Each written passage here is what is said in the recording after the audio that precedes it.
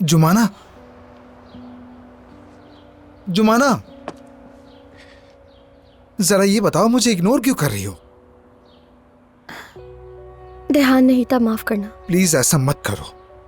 कहाँ रहता है तुम्हारा ध्यान? खालदा आंटी ने कोई बेवकूफी कर दी तो उसकी सजा तुम मुझे दोगी। हमारे बीच कोई रिश्ता नहीं, उजान साहब। साहब साहब साहब, पागल हो जाऊंगा जुमाना। कोई बात है तो मुझे कह सकती हो। मैं इस घर की मुलाजिमा हूँ। हमारे दरमियान फासला होना चाहिए, यही दुरुस्त है।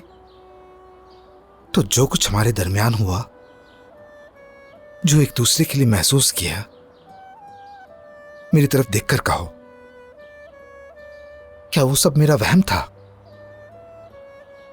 या शायद तुम्हारे लिए वो सब कुछ इतना इंपॉर्टेंट नहीं था जुमाना?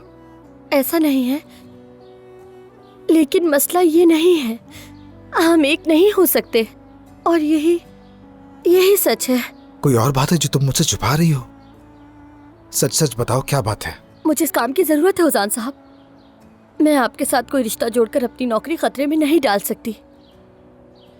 मेरी जिंदगी वैसे ही बहुत उलझी हुई है। उलझी हुई क्या मतलब? छोड़े, कुछ नहीं। हमारा कुछ नहीं हो सकता। समझने की कोशिश करें। खुदा हाफिज।